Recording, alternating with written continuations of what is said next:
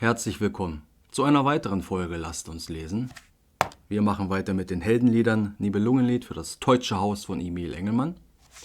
Auf der Seite werde ich die Seite einblenden, die ich aktuell lese, damit wir gemeinsam lesen können. Und da oben werde ich eine Infokarte einblenden, die euch zu den vorherigen Folgen führt. So, im letzten Abenteuer haben wir erfahren, dass Hagen und Volker auf einer Steinbank nicht vor der Kriemhild aufgestanden sind.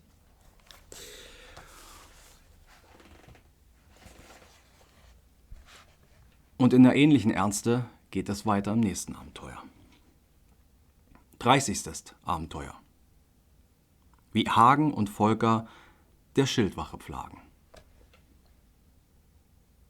Der Abend ward zu Ende, es kam die Nacht heran. Den wegemüden Recken hub ernste Sorge an, wo sie wohl rasten sollten und schlummern allzumal. Doch endlich ward Herrn Hagen gewiesen Bett und Saal. Da sprach zum Wirte Gunther: Behüt euch Gott de Ruh, wir wollen schlafen gehen bis morgen in der Fruh. Befehlt ihr's kommen morgen, wir wieder her zum Saal. Da ließ Herr Etzel ziehen die Gäste allzumal. Nun hub sich von den Heunen ein wogendes Gedrang, bis in die wirren Haufen Herrn Volker zürnet sprang. Was tretet ihr, so rief er, uns denn so auf den Fuß? Lasst ihr nicht bald es bleiben, gibt's einen üblen Schluss. Dann schlag ich manchem Recken so schweren Geigenschlag, dass er und seine Freunde es stets beweinen mag. Drum weichet von uns Heunen, das dünkt fürwahr mich gut. Da trat zu ihn auch Hagen, der Recke kühn Gemut. Mit stolzem Blicke schaute der Starke hinter sich, und in den Heunenhaufen rief er gar zorniglich: Euch rät der Allerbeste, der kühne Fiedelmann. Geht heim, ihr Streitbereiten, aus Frau Kriemhildens Bann. Was ihr in Sinn habt, fügt sich wohl heute nimmermehr. Wollt ihr etwas beginnen, so kommet morgen her. Und lasst uns wegemüde jetzt so zur Ruhe gehen. Es wird das nie von Halden wohl williger geschehen. Der König Etzel hatte ein Haus gar hoch und weit, weil ihn so viele Recken besuchten jederzeit. Mit Palast drin und Türmen und Kammern ohne Zahl, und mitten in dem Hause war langgestreckt ein Saal. Dorthin führt man die Gäste, da standen viele Reihen, die allerbesten Betten, die gaben lichten Schein. Verbrämt in Gold und Seide vom Lande Arabia, die Polster und die Laken gar reich gewirkt man sah. Die breiten Decken waren von Hermelin gemacht und weichem schwarzen Zobel zur Ruh sanft und sacht. Wie sie mit dem Gesinde so gut wo niemals pflag, ein König auf der Reise bis auf den heut'gen Tag. Und trotzdem sprach mit Seufzen der junge Geiselherr: O weh des schönen Lagers, mir ist das Herz so schwer. Wenn es auch meine Schwester hier uns so gütlich gebot, weh uns, wir kommen alle, ob ihr in Not und Tod. Heut lasset euer Grämen, sprach Hagen, nur noch sein. Schildwache will ich halten und aller Hüter sein. Heut Nacht im Feindeslande, bis morgen an den Tag. Drum schlafe ohne Sorgen, jetzt noch wer schlafen mag. Da neigten sich ihm alle mit inniglichem Dank. Sie gingen zu den Betten, heut währte es nicht lang, bis in dem Schlummer sanken die Helden Mann für Mann. Doch Hagen, der viel Kühne, zu waffnen sich begann. Ihn frug der Fiedelspieler, der Degen ruhmeswert: Verschmähet ihr's nicht, Hagen, will ich mit meinem Schwert Schildwache mit euch pflegen, allhier vor diesem Saal. Das lohnt euch Gott im Himmel, rief Hagen tausendmal.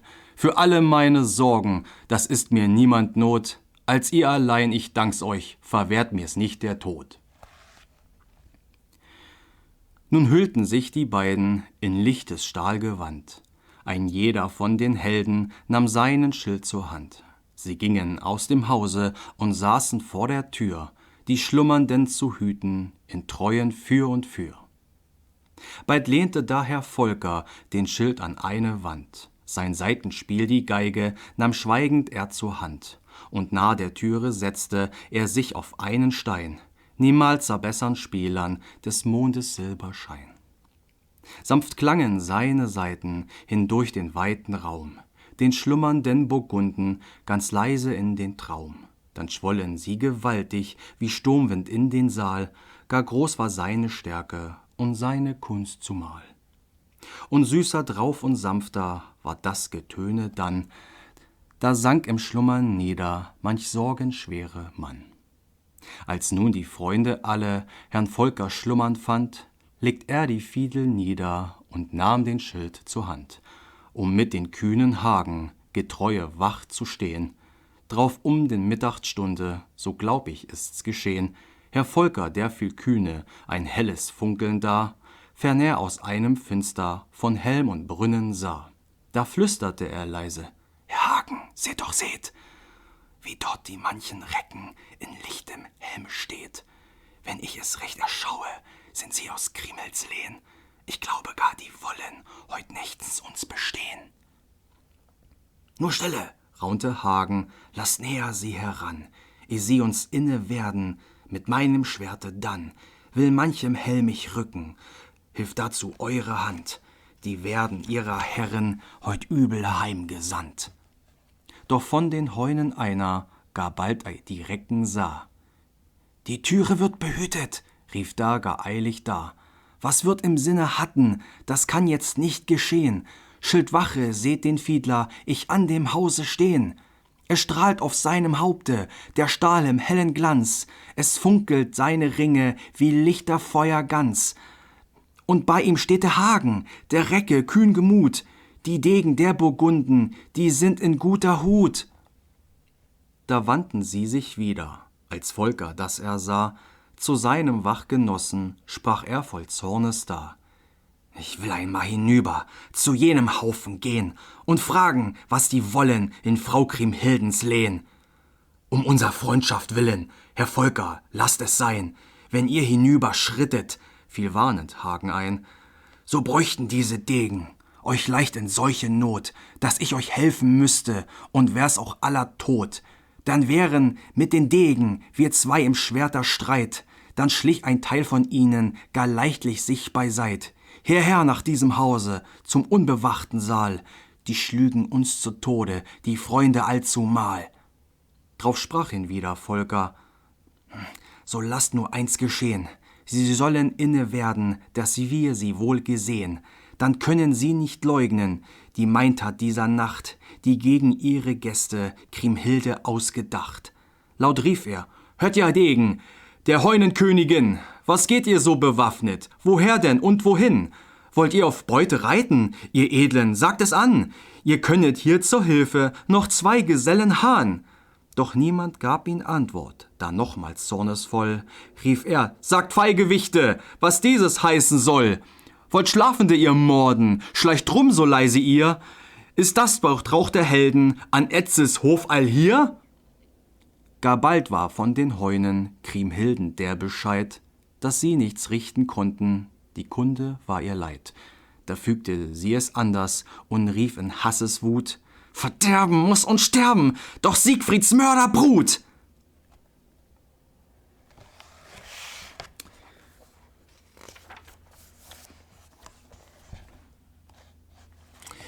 Machen wir weiter mit dem nächsten Abenteuer.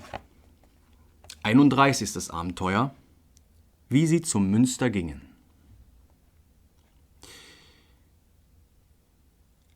Mir wird so kühl im Panzer, sprach Hagen bald darauf. Es wird wohl schier bedünken, der Morgen kommt herauf. Ich spür es an dem Winde, es nahet sich der Tag. Da weckten sie gar manchen, der tief im Schlafe lag. Es kleidet denn die Degen sich all in schön Gewand, die niemals brachten Helden in eines Königs Land. So auserlesene Kleider, doch war's dem Tronjer leid. Er sprach: Ihr Helden heute, braucht ihr ein ander Kleid. Es sind euch doch wahrhaftig die Dinge auch bekannt. Drum tragt nun statt der Rosen die Schwerter in der Hand. Und statt verzierte Hüte die Eisenhelme gut. Ihr kennt ja Kriemhilde und ihrem Rache Mut. Das Kämpfen und das Streiten, das bleibt euch heut nicht fremd. Statt Seidner Hemden nehmet von Erze das Panzerhemd. Und statt der breiten Mäntel die Schilde fest und breit, dass ihr, wenn man euch zürnet, auch wohl gerüstet seid. Ihr meine lieben Freunde, Ich sag's euch, Mann für Mann, geht ohne lang zu säumen zum Münsterall hinan und klaget Gott dem Reichen die Sorge und die Not, denn wisset sicher nahet uns alle jetzt der Tod. So gingen denn zum Münster die Degen von Burgund, und dorten auf dem Friedhof tat's Hagen nochmals kund. Er sprach, ihr müsset alle fest beieinander gehen, auf dass uns niemand scheidet, denn den Schlimmes wird geschehen. Drum stellt ihr kühnen Degen die Schilde vor den Fuß und zahlet bieten Heunen euch feindlich falschen Gruß. Es heimt mit diesen Wunden und scharfen Schwertes Tat noch kühner Reckenweise, das ist des Hagens Rat. Jetzt kam der Heunenkönig mit seinem schönen Weib. Es war mit reichem Kleide geziert Kriemhildens Leib. Es traten viele Recken mit ihr zum Münster hin. Hoch flog Staub von dem Stolzen, gefolgt der Königin. Herr Hagen und Herr Volker, die stellten beide dar, sich vor das hohe Münster, und darum dies geschah, weil sie beschlossen hatten, in ihrem trotzgen Sinn, am Münstertor zu drängen, die Heunenkönigin. Als nun der reiche König in Wehr und Waffen sah, die Recken von dem Rheine, sprach vorwurfsvoll er da: Weshalb sehen die Burgunden ich unter Helme gehn? Leid wär mir's meiner Treue, wenn Übles hier geschehn.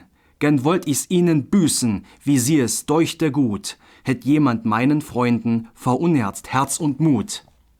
Da gab Herr Hagen Antwort: Uns ist kein Leid geschehen. Brauch ist es meiner Herren, dass sie gewaffnet gehen, bei jedem Hofgelage und Fest der Tage 3. Wär übel uns geschehen, ich sage euch es frei. Gar wohl vernahm Kriemhilde des Tronjers Lüge da, voll Hasses sie ihm feindlich in seine Augen sah. Ihr war von den Burgunden die Sitte wohl bekannt, doch mocht sie jetzt nicht reden, sonst wäre Streit entbrannt. Stolz wollte mit in ihren sie an den Feind vorbei, doch wichen von dem Tore nicht handbreit nur die 2. Da mussten sie sich drängen, bis sie ins Münster kam, samt ihren Kämmerlingen, das schuf ihr bittern Gram. Auch ihre stolzen Degen, die waren zorngemut, sie rächten das Gebären der Gäste gern mit Blut, doch durften sie's nicht wagen vor ihrem König her, drum gab's nur groß Gedränge, doch sonst nichts weiter mehr. Und nach dem Gottesdienste, gar gerne tat er das, mit vielem Ingesinde der König Etzel saß, bei Kriemhild in den Fenstern, sie wollten reiten sehen, die stolzen fremden Degen in König Gunthers Lehn. Da sprengten hoch zu Rosse die kühnen Recken her. Ich rat euch, ihre Freunde, sprach Volker, eines sehr, wir wollen buhurdieren, wie wir's zu Hause tun. Da taten die Burgunden nach seinem Rate nun. Es ritt auch von den Heunen zum Hofe mancher Mann, Herr Etzel und Frau Kriemhild, die sahen alles an. Der Buhurd und das Schallen, die wurden beide groß, die Christen und die Heiden, es wahrlich nicht verdroß. Sie trieben diese kurzweil so eifrig und so lang, dass durch die Satteldecken der Schweiß den Rossen drang. Doch wie sie auch sich mühten, es war nur eiter Schall, von Schild und Speergerassel, bloß kam der laute Hall. Da sprach der Geigenspieler, der streitbereite Mann: Es wagen diese Heunen sich nicht an uns heran. Sie tragen uns, so hieß es, gar Grimmen, Hass und Neid. Nun wäre doch für solches die allerbeste Zeit. Doch seh ich keinen Gegner für unsern Speereprall.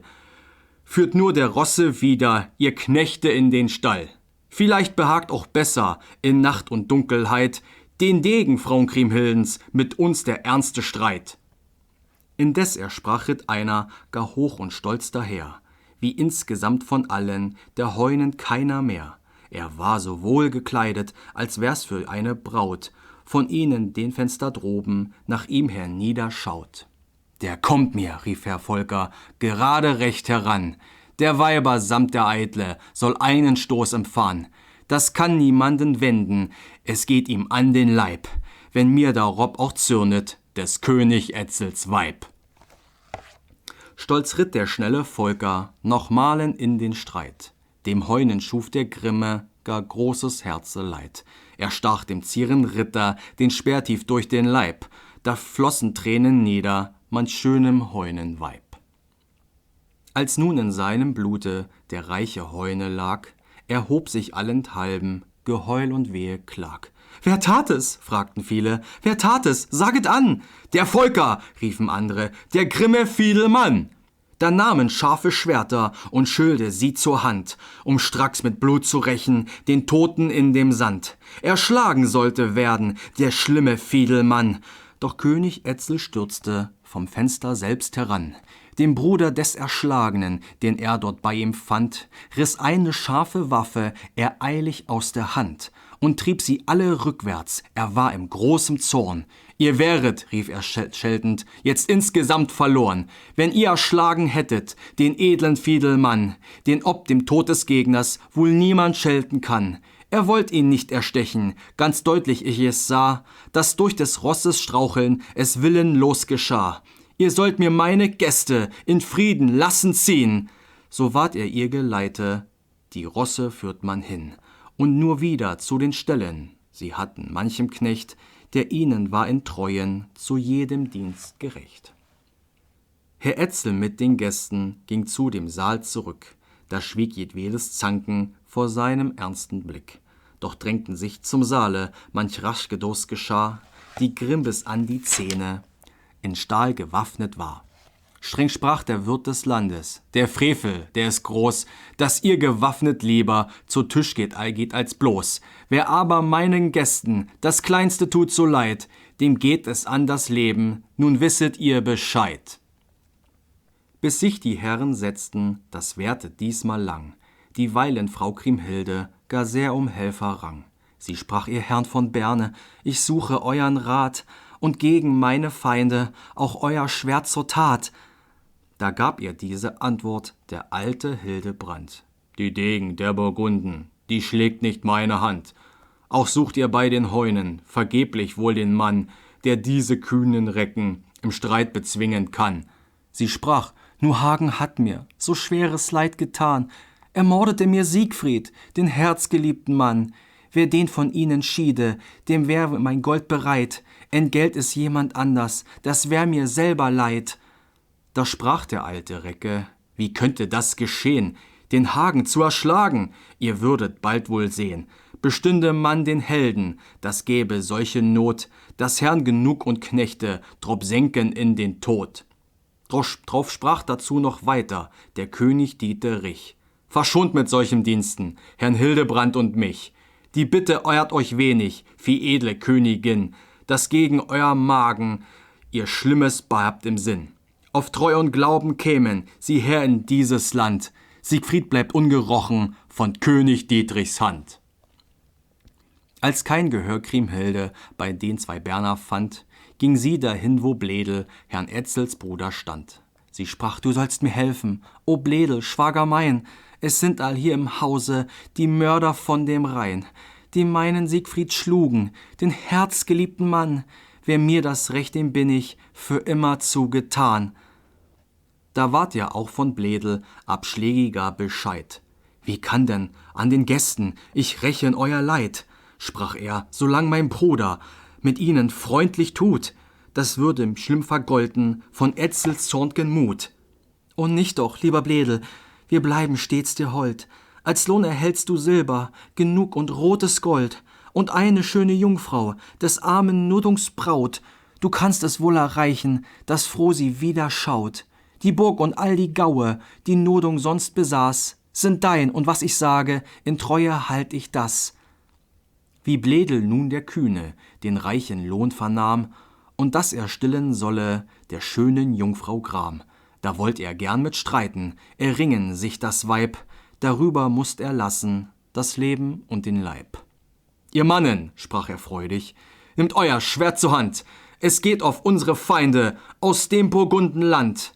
Mir will es nicht erlassen, Herrn Etzels Ehgemahl, wir müssen unser Leben verwagen allzumal.« Als dazu nun Herrn Bledel gebracht die Königin, dass er den Streit beginne, ging sie zu Tische hin. Herr Etzel wies den Gästen den Sessel überall, den Höchsten und den Besten bei sich im Königssaal.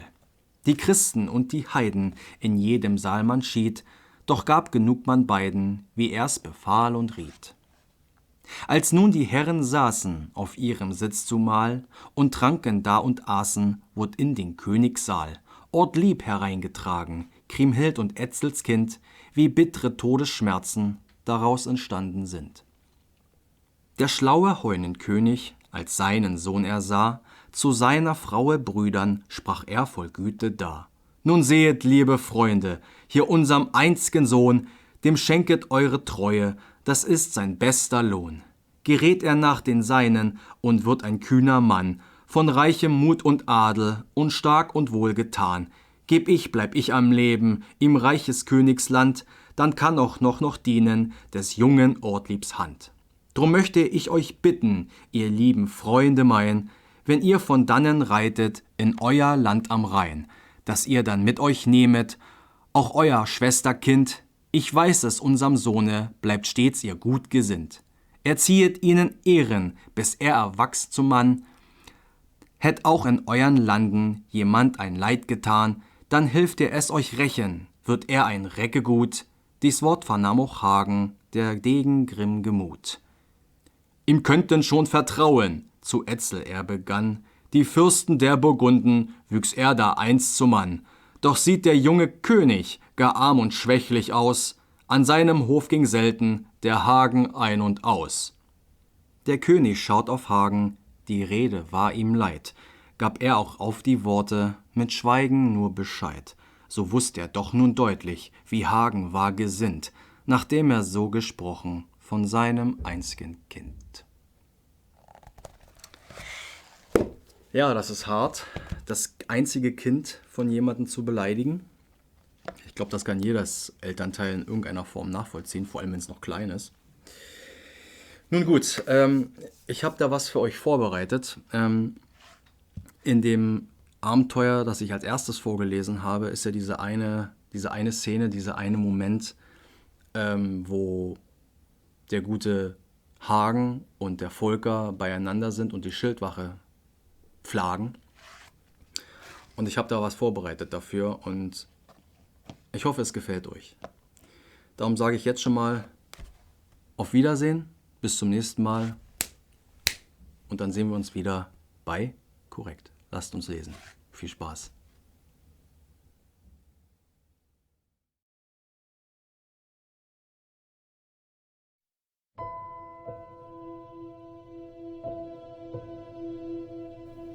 Gut, dich an meiner Seite zu haben, Volker. Freund Hagen, es ist mir eine Ehre.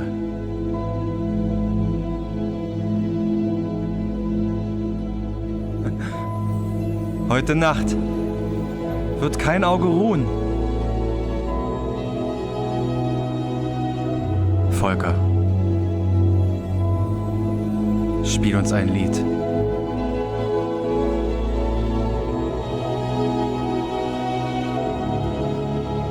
Für alle Burgunden!